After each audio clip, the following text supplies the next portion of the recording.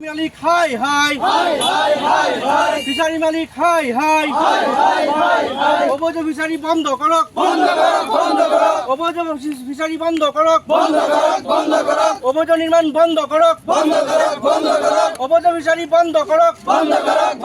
Fishery মালিক হাই হাই এই সমস্যা সমাধান করক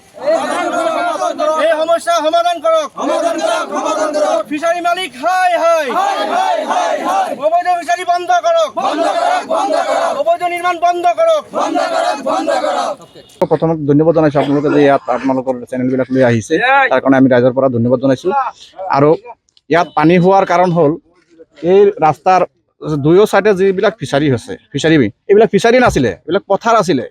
খেতি আছিলে এইবিলাকক কি কৰিলে মাটিৰ দাতাবিলাকে ফিশাৰী বনাই পেলাই পাৰ বান্ধিছে ৰাস্তাৰ পৰা মানে 2-3 ফুট মান ওখকৈ বান্ধিছে বন্ধাৰ কাৰণে আমি আজি আজিৰ কথা নহয় বছৰে বছৰে তেনেকুৱা আমাৰ এনেকুৱা হৈ আছে আমি যেতিয়াই বৰষুণ হয় তেতিয়া মানে ৰাস্তাত পানী সোমায় কিন্তু সিহঁতে কি কৰিছে পুখুৰীত পানী এনেকুৱা ৰাখিছে আপোনাৰ ৰাস্তাৰ পৰা কমেও 1-1.5 ফুট মান বেছি আগৰ পৰাই মানে মটৰৰ পানী দি ভৰি ৰাখিছে যাৰ কাৰণে ৰাস্তাৰ পানী ওলাব নোৱাৰা এনেকুৱা হৈছে আৰু পাৰ যে বান্ধিছে ইহঁতে ৰাস্তাৰ ওপৰতে বান্ধিছে আপোনালোকে চাব পাৰ বান্ধিছে ৰাস্তাৰ ওপৰত আৰু এতিয়া পাৰ বুলি বস্তু এটা নাই আৰু সিহঁতে এতিয়া আমাৰ ল'ৰা ছোৱালীবিলাক স্কুলত যায় কলেজত গৈ আছে ইহঁতে কাপোৰ চাপোৰ পিন্ধি যায় ঘৰৰ পৰা ওলাই তাৰপিছত স্কুলত যাব কলেজত যাব তেনেকুৱা পৰিস্থিতি নহয় এনেকুৱা অৱস্থা হৈছে ল'ৰা ছোৱালীবিলাকে বেলেগৰ ঘৰত গৈ পেলাই কাপোৰ পিন্ধি তাৰপিছত যাবলগীয়া হৈছে এতিয়া আমি প্ৰশাসনক আহ্বান জনাওঁ যে সিহঁতে যাতে এইটো তদন্ত কৰি উচিত মানে ব্যৱস্থা কৰি দিয়ে আমি আহ্বান জনাইছোঁ আপোনালোকে স্বচক্ষে দেখিছে ইয়াত ৰাইজ গোট খোৱাৰ এটাই মূল কাৰণ সেইটো হ'ল গৈ পেলাই পানীৰ সমস্যা আৰু পানীৰ সমস্যাটোৰ উৎপত্তি হৈছে গৈ পেলাই আপোনাৰ ফিছাৰীৰ পৰা ফিছাৰীৰ মালিকসকলে যিসকল মাটিৰ মালিক আছে তেওঁলোকে অবৈধভাৱে নিজৰ খুচিমতে ফিছাৰীৰ পাৰ ৰাস্তাৰ পৰা 2 ফুট 3 ফুট ওপৰ দি বান্ধিছে আৰু ফিছাৰীৰ পাৰটো বান্ধিছে ৰাস্তাৰ ওপৰতে ৰাস্তাৰ একেবাৰে কিনাৰতে ফিছাৰীৰ পাৰ বুলি এক্সট্ৰাকৈ একো নাই মানে গড়কাপ্তানি বিভাগৰ মাটিটোৱে ব্যৱহাৰ কৰিছে দুয়োকাষে ফিছাৰীৰ ৰাস্তাৰ দুয়োকাষে এনেকৈ 3 ফুট 4 ফুট ওখকৈ পাৰ বান্ধি দিয়াৰ কাৰণে ৰাস্তাটো সম্পূৰ্ণ হৈ গ'ল নলাৰ নিচিনা আৰু ফিছাৰীৰ মালিকসকলে যিসকলক ভাড়া দিছে তেওঁলোকে কৰিছে কি ইচ্ছামতে কৃত্ৰিমভাৱে মটৰ দি পেলাই ফিছাৰীটো পূৰ্বতে ভৰ্তি কৰি পেলালে খৰালি কালত পানীটোতো তেতিয়া ভৰ্তি হৈ গ'ল এতিয়া বৰষুণ পৰাৰ কাৰণে আপোনাৰ বহুকেইদিন আগতে প্ৰায় 2 মাহমান আগৰ পৰাই আপোনাৰ ফিছাৰীত ভৰ্তি হ'ল কৃত্ৰিমভাৱে বানপানী দিয়াৰ কাৰণে আৰু ফিছাৰীত বৰষুণ হোৱাৰ কাৰণে পানী ভৰ্তি হ'ল ৰাস্তাত যে বৰষুণ পৰিছে বা ৰাস্তাৰ পানীটো এতিয়া নামিবৰ কাৰণে কোনো ধৰণৰ জেগা নাইকিয়া যাৰ কাৰণে ইয়াত কৃত্ৰিম বানপানীৰ অৱস্থা এই বানপানী হোৱাৰ কাৰণে CC ব্লকৰ ৰাস্তা আপোনাৰ কদমতলাৰ পৰা আমৰাকান্দা গৰাজানৰ মূল পথ সংযোগী পথ এইটো দুয়োটা কাষে আপোনাৰ ফিছাৰীৰ কাৰণে পানী জমা হোৱাৰ কাৰণে 1 নম্বৰ হ'ল গৈ ৰাস্তাটো বেয়া হৈ গ'ল CC ব্লক জেগাৰ পৰা উঠি গ'ল সাইডত যিখিনি আপোনাৰ বান্ধ থাকে ৰাস্তাৰ সাইডত যোনটো বান্ধ থাকে আপোনাৰ এই সিমেন্টৰ বান্ধ যোনটো থাকে এই বান্ধটো উঠি গ'ল প্ৰকাণ্ড গাঁতৰ সৃষ্টি হ'ল লগতে যিখিনি কালভাৰ্ট আছিলে এই ৰাস্তাত যিসমূহ কালভাৰ্ট আছিলে কালভাৰ্ট ফিছাৰী মালিকসকলে দুয়োফালে হোপা মাৰি পেলাই বন্ধ কৰি দিয়াৰ কাৰণে ইপাৰৰ পানী সিপাৰত যাব নোৱাৰে আৰু ৰাস্তাৰ পানী কোনো ওলাই যাব কোনো ৰাস্তাই নাইকিয়া যাৰ কাৰণে ৰাস্তা বেয়া হ'ল পানী জমা হোৱাৰ কাৰণে কোনো গয়া ৰাইজে ইয়াৰ পৰা ইমূৰৰ পৰা সিমূৰলৈ যাব নোৱাৰে প্ৰকাণ্ড গাঁতৰ সৃষ্টি হ'ল প্ৰত্যেক দিন 2-4টা 5টা এনেকুৱা এক্সিডেণ্ট ইয়াত হৈয়ে আছে ইলেক্ট্ৰিক ই ৰিক্সা হওক বাইক হওক 4চকীয়া হওক এক্সিডেণ্ট হৈয়ে থাকে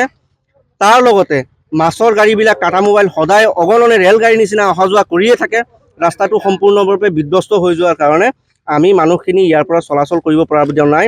বিশেষকৈ বয়োজ্যেষ্ঠ ব্যক্তিসকল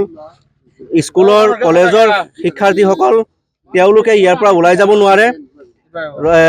এই বিষয়ে আমি পূৰ্বতে ফিছাৰীৰ মালিকানাধীন যিসকল আছে আৰু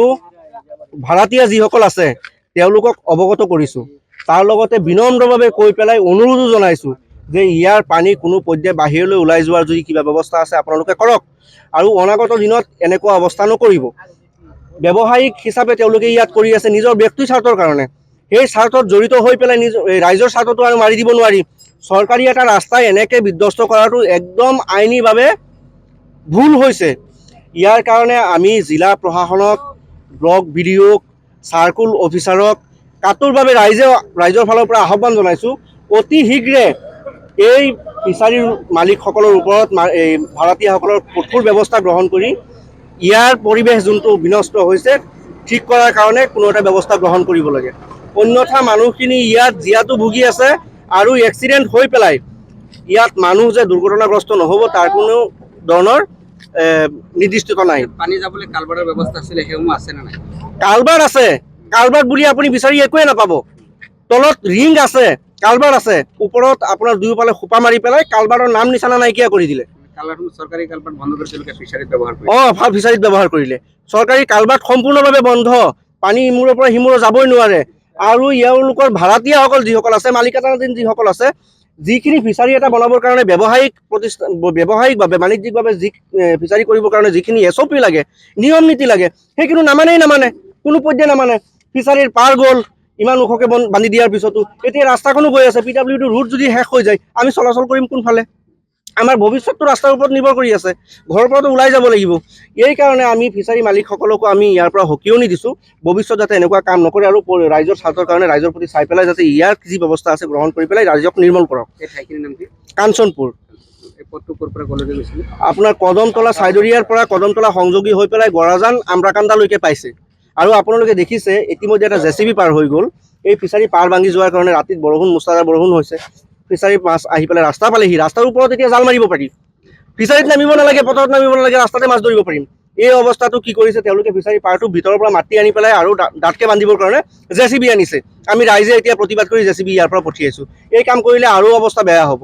গতিকে আমি জিলা প্ৰশাসনক, BDO মহোদয়ক, চাৰ্কুল ডাঙৰীয়াক আৰু জিলা উপায়ুক্ত ডাঙৰীয়াক ৰাইজৰ স্বাৰ্থৰ কাৰণে আমি অনুৰোধ জনাইছোঁ যাতে এই ক্ষেত্ৰত কঠোৰতম বিহিত ব্যৱস্থা গ্ৰহণ কৰে, যাতে অনাগত দিনত এনেকুৱা পৰ্যায় আৰু কেতিয়াও নাহে।